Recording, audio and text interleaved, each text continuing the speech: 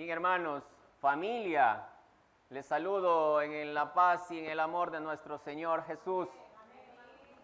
¿Cuántos se sienten bendecidos esta mañana? Muy bien, ¿y cuántos se sienten agradecidos por el día de hoy?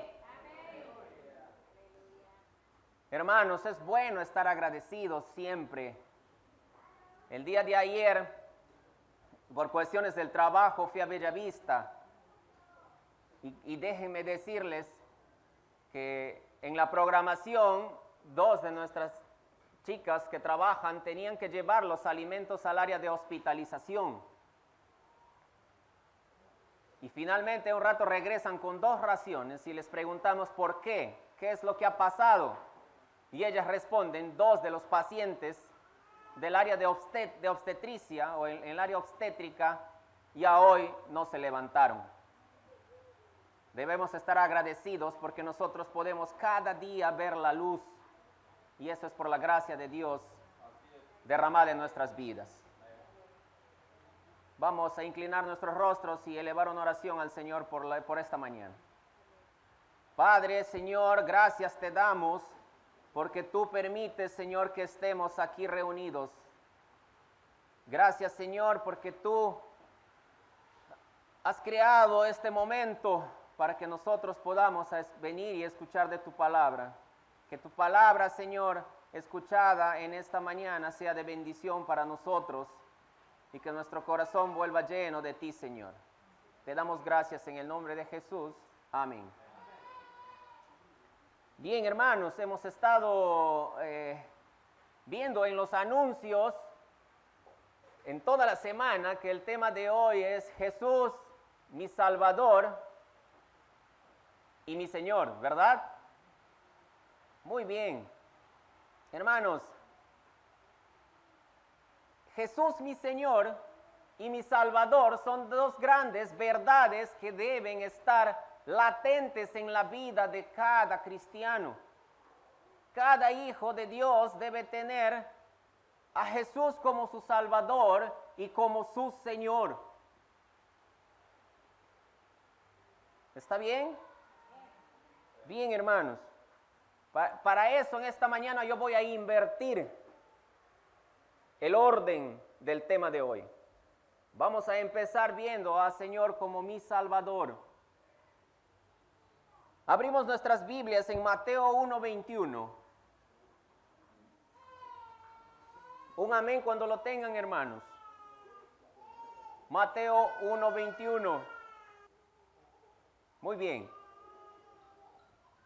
El pasaje o el versículo de Mateo 1:21 es cuando un ángel del Señor, un ángel de Dios se le aparece a José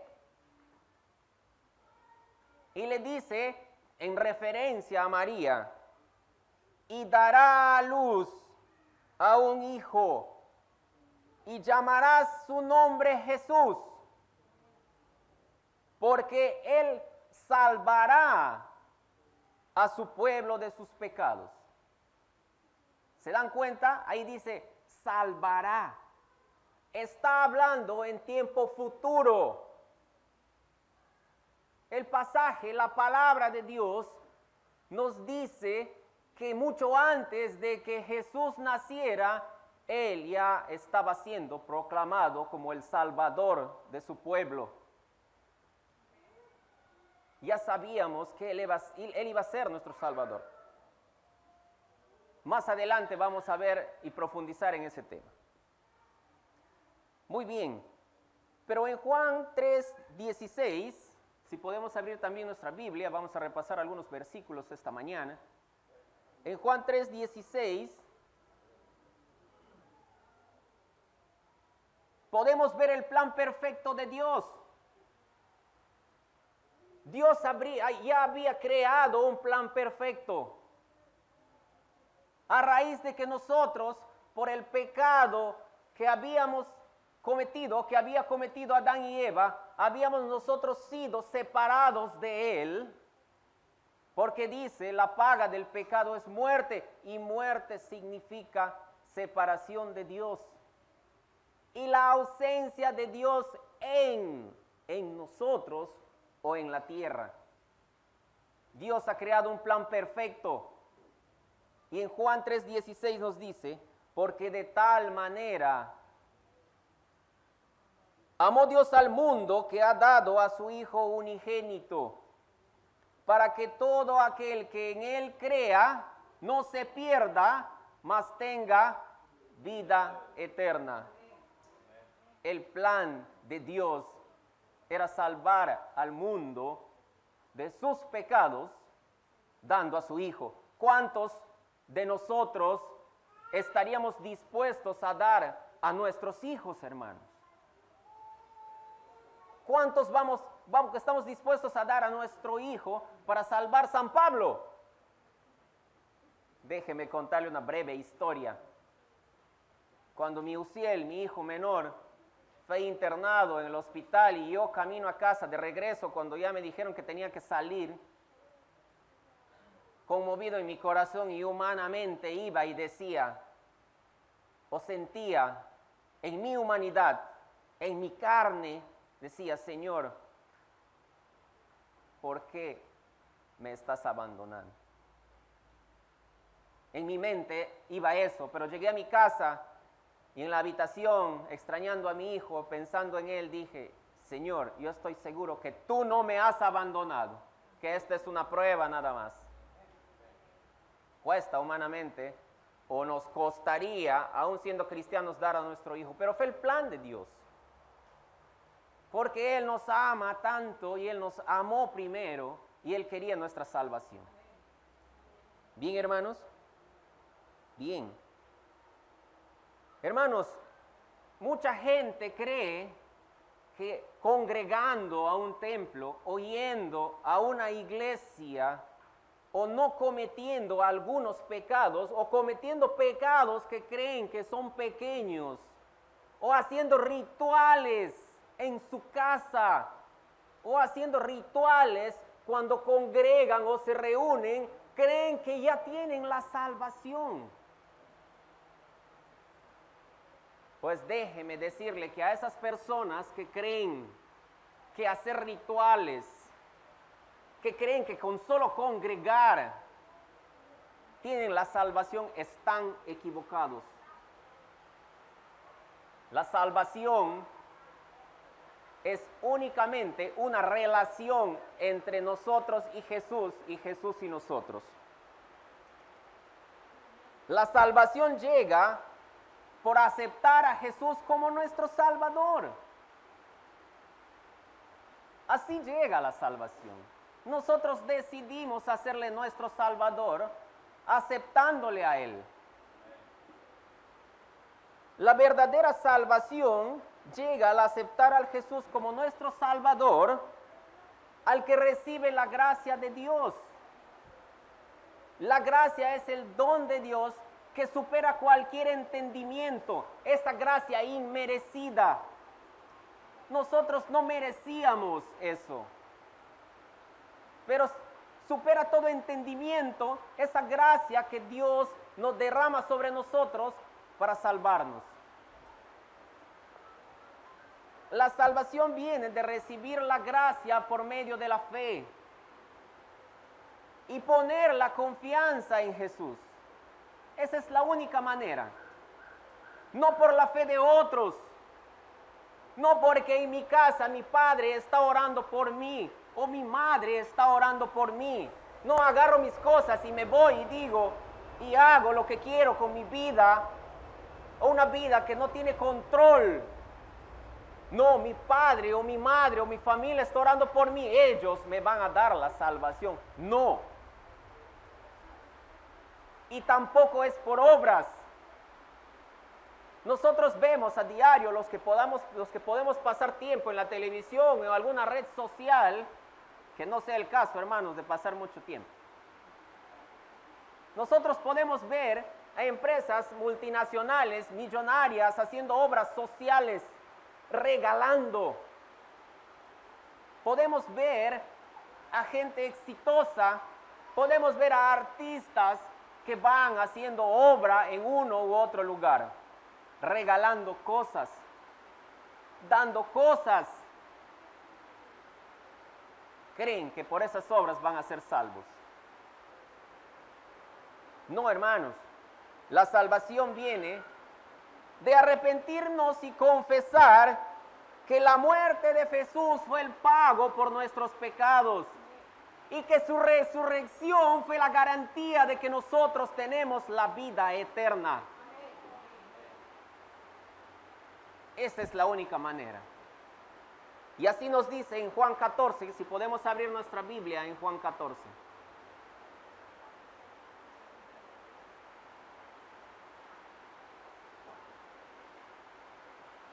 ¿Tenemos Juan 14, hermanos?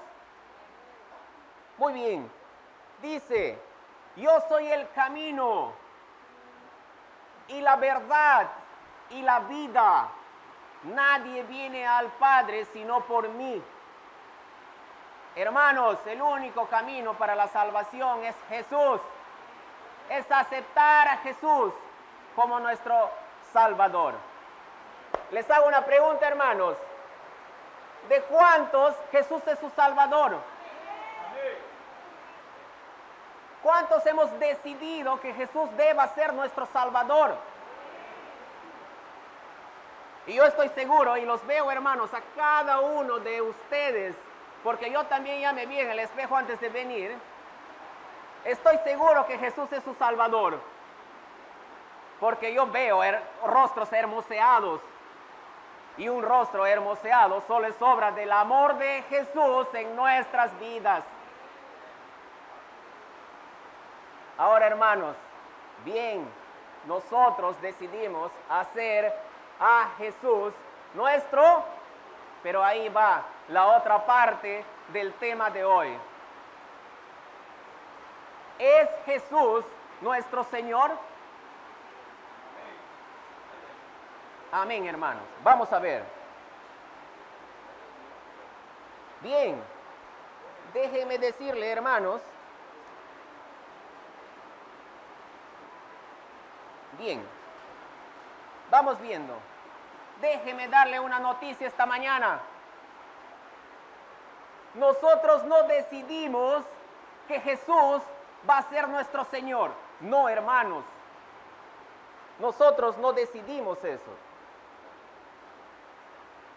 Como la diferencia en que nosotros sí hacemos que Jesús sea nuestro Salvador, nosotros no decidimos eso. En Primera de Timoteo 6:15, si podemos abrir nuestra Biblia, por favor. Primera de Timoteo 6:15.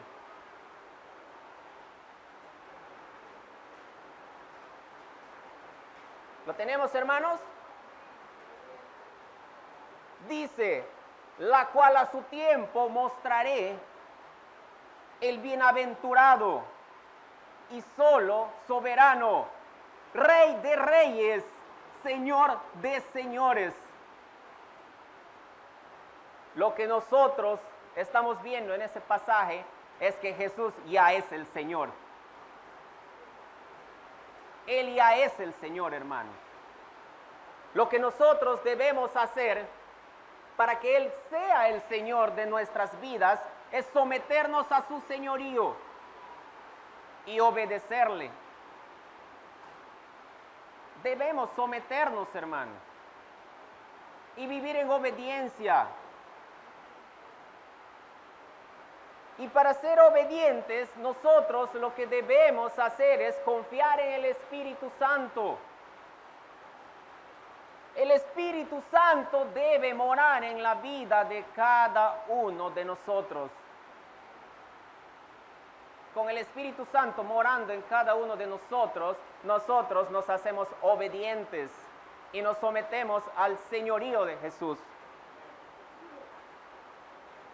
En Juan 14, del 16 al 17, yo lo voy a leer, hermanos, dice, yo rogaré al Padre y os dará otro consolador, para que esté con vosotros siempre. El Espíritu de verdad, el cual el mundo no puede percibir porque no le ve, ni le conoce, pero vosotros le conocéis porque mora en vosotros. Ese consolador, ese espíritu de verdad debe estar en la vida de cada uno de nosotros. Lo mismo ordena en Efesios y dice, sed llenados del Espíritu. Debemos constantemente, hermanos, ser llenados del Espíritu. Pero ojo con esto. Nosotros no obtenemos más del Espíritu, no. El Espíritu nos toma a nosotros. El Espíritu nos toma a nosotros cuando nosotros oramos. La Biblia demanda orad sin cesar. Esa es la forma en que el Espíritu va a tomar de nosotros. Nosotros no decidimos, Espíritu, yo te tomo para que vivas en mí. No. Y el Espíritu mora en nosotros o nos toma cuando nosotros leemos su palabra. Bienaventurado el que lee. Y no solo el que lee, hermanos, dice, y guarde las cosas que en ella está escrita. Esa es la forma en que el Espíritu va a tomar nuestras vidas. No porque yo decido, no porque yo quiero, o no porque mi entendimiento dice que yo voy a tomar al Espíritu, no. Debemos orar y leer la palabra para que el Espíritu tome nuestras vidas y more en nosotros. Hermanos, esta es una Biblia, la encontré hace poco en la casa. Esta es una Biblia que mi madre me regaló en el 2016. Perdónenme, en el 2006. Y tomando referencia a lo que acabo de decir, y coincidentemente, o por obra de Dios, volví a leer este mensaje que dice, hijo mío, este libro te apartará del pecado, o el pecado te apartará de él. Del 2006 al 2018, ¿cuántos años han pasado en que el pecado me ha tenido alejado de este libro? ¿Y saben por qué? Porque no he orado o porque no he leído. Y al no orar ni leer este libro, no me he sometido al señorío de Jesús y no he obedecido. Claro está, hermanos. Bien, ser llenados del Espíritu es entregarnos al control de Jesús, a su guía, tomando decisiones día a día conforme a su palabra. A la palabra que nosotros ya debemos leer. Y vivir en obediencia conforme a la palabra. Y voy a repasar algunos y parafrasear algunos versículos de cómo debe ser nuestra vida en obediencia. Uno de ellos está en Romanos 12, 17. Para los que pueden buscar y los que no lo voy a leer de igual manera, hermanos. Y para los que pueden apuntar, es muy importante. Ahí nos dice, no paguéis mal por mal, procurad lo bueno delante de los hombres. Si nosotros vivimos en obediencia y sometidos al señorío, debemos vivir tal cual nos ordena su palabra, no pagando mal por mal. Nos dice en Efesios 4:25, por lo cual, desechando la mentira, hablad verdad cada uno con su prójimo. Demanda que no mintamos, eso es obedecer.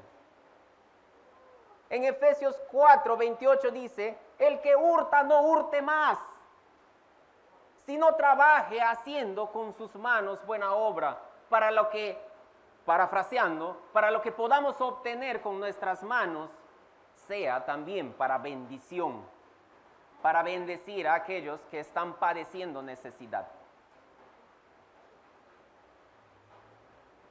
Bien, pero no solamente nos demanda la palabra que nosotros debemos presentarnos ante los demás de acuerdo a lo que dice, sino también en 2 de Timoteo 2:15, procurad con diligencia presentarte a Dios aprobado, como obrero que no tiene de qué avergonzarse. Si nosotros vivimos en verdad y en base a la palabra de Dios, debemos presentarnos no solo ante las personas, sino ante Dios de la manera en que Él demanda. Y un versículo más, Mateo 7:1, no juzguéis para que no seas juzgado. Y les voy a decir que es una lucha que yo tengo todos los días. A veces, hermanos, mientras uno va creciendo en la vida cristiana, le crece el orgullo cristiano. Y sí, creemos que nosotros podemos juzgar cuando sabemos que Dios tiene el tiempo para cada uno de nosotros en diferente momento. Hay muchas veces que no es el tiempo de alguno, pero conversando con mi hermano Freddy el otro día decimos, pero esperamos o deseamos que ellos no pasen todo lo que nosotros hemos pasado, todas las consecuencias de nuestro pecado, para que ellos puedan darse cuenta. Pero no, es tiempo de Dios. Y que no nos suceda lo que le sucedió al rey Usías, para los que conocen la historia y los que no leamos. Leamos porque es una exhortación a que nosotros no debemos crecer en orgullo en nuestra vida cristiana. El rey Usías lo que quiso fue ser más que Zacarías, más que su sacerdote, más el que le había mentorado. A él no le correspondía hacer ciertas cosas para Dios. Sin embargo, él quiso entrar a prender el incienso. ¿Y qué sucedió? Su pecado tuvo consecuencias. Y él murió en pecado. Él murió pegado de las llagas por su pecado. Nos demanda la palabra, no juzguéis.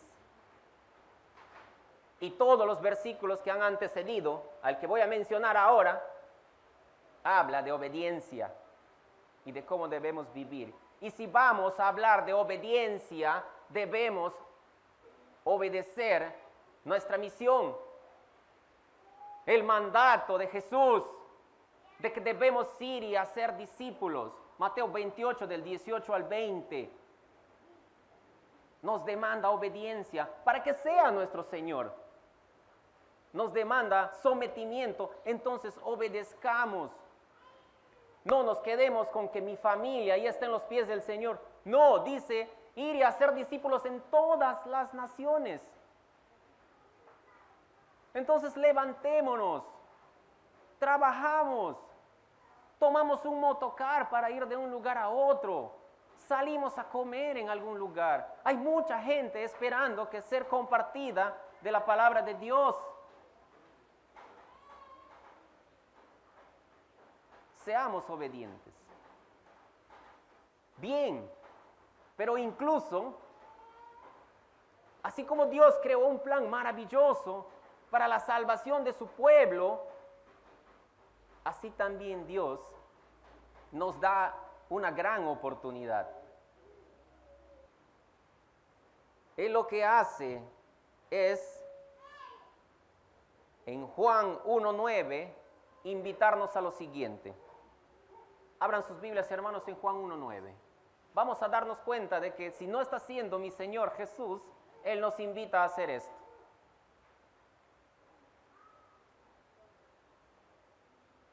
¿Cuántos creen que Dios es bueno? Repitan conmigo, Dios es bueno. Bien, leamos 1 de Juan 1:9. Si confesamos nuestros pecados, Él es fiel y justo para perdonar nuestros pecados y limpiarnos de toda maldad. Entendamos que confesar nuestros pecados también es obediencia y también es sometimiento.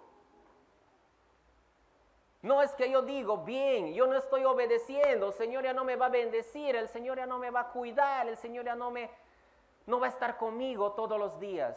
No.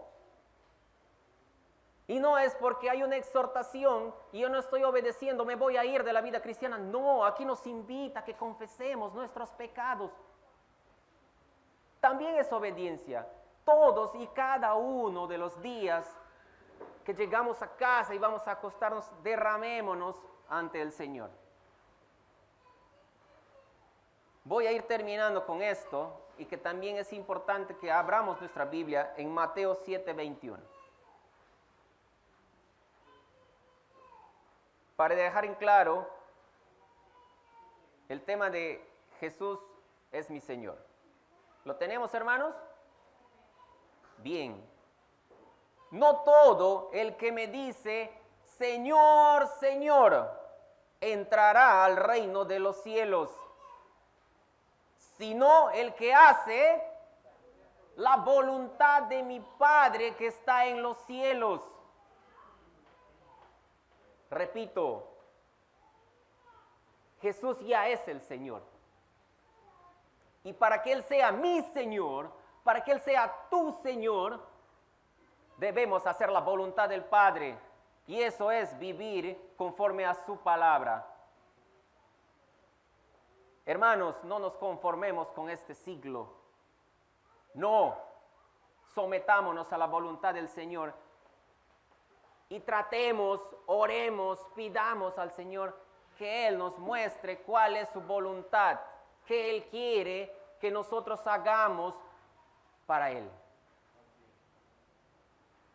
Vivamos una vida que agrade al Señor. Hermanos, una muy buena noticia. Dios quiere que cada uno de nosotros sea victorioso. Dile a tu hermano que está al costado, Dios quiere que seas victorioso. Qué gran noticia, ¿verdad?